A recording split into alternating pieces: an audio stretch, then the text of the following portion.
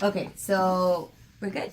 Yeah. Okay, we're using the Accent 1400 device right now, made by Pranky Ramic. There's different kinds of devices. This is just one of theirs.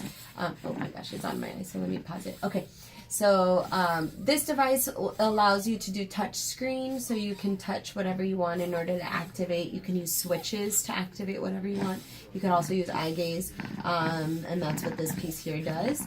So right now it's on eye gaze mode. You can change it if you want to. And I'm just going to check my positioning. That's how you would start to make sure that the person that's using it is in line with the device and it catches their eyes. So go to eye gaze positioning, and it catches my eyes here. So this angle is actually optimal. You would have it up high and tilted. And I have it on pause right now. Let me unpause it. There you go. Oh, there we go. So then when you see two white dots in this green square, that means that it's getting both of my eyes within the vicinity or within range, right?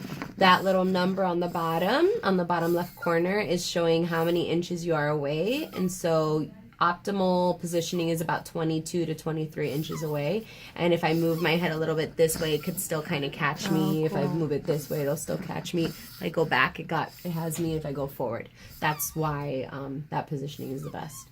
So once I know it has me in position, or with Coco, for example, you would have him in the appropriate position, or turn his head and prop him with a towel or something. Then that would work best, whatever works best for the patient. So then once we're set there, you can calibrate.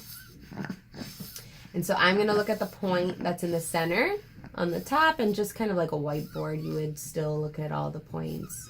And for kids, they have picture icons like a dog or a cat, and you can make them bigger. You can make like even this size of the screen just to get something. So for example, Coco, I think it'd be hard for him to get small points all over. So you can make them bigger and something more child, I guess, motivating, and have like 2 points maybe instead of 5 points, or just 1 point if he really has trouble going all around the screen. I think the other day we were actually able to get him to do a few points, so we added some more points. And that's all under customized eye gaze settings. You can change those things. So I'm going to click OK, and now it's working with my eyes. If you need to pause it, you can pause your eyes if you need to. Okay. If not, you have to look at something else. Right. So this is one of the settings we've been using with Coco. It's more stop, go, hello, just to kind of get major needs met. We'll practice having him do go to walk around the clinic, go run around, something motivating. But since he's just starting, we're actually trying out a software program. Oh, it's on pause. A software program called Tomoko that's on this device. Oh, cool.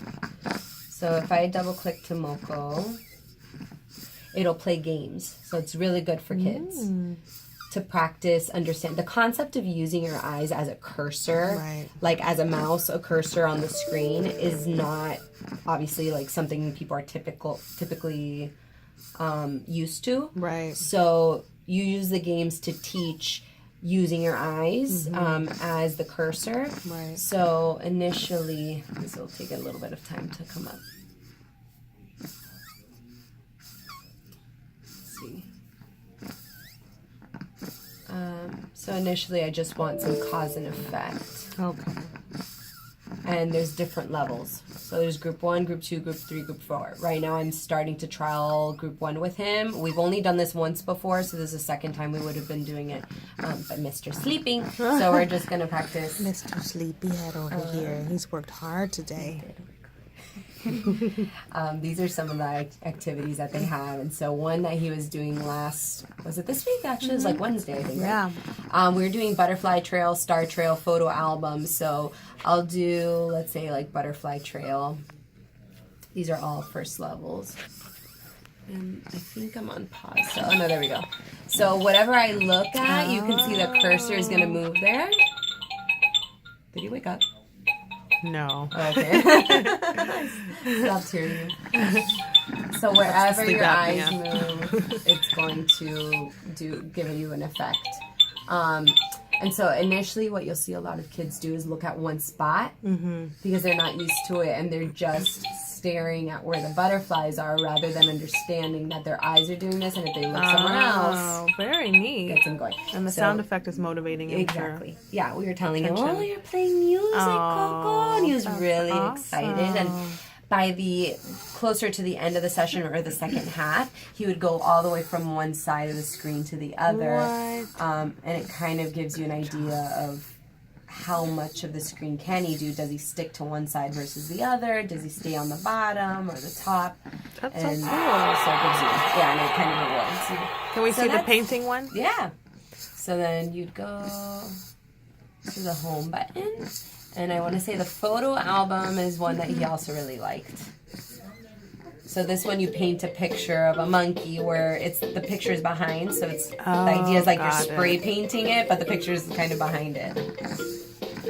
So if he needs to use his eyes across the whole screen in order to get attacked, there you go.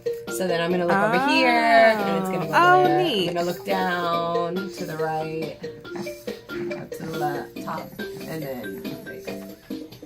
That is really, really cool. And it's neat because even with these, they have it already within the programs that level 1 is a little bit easier. He doesn't need to look all around the edges, which are typically a little harder. Yeah.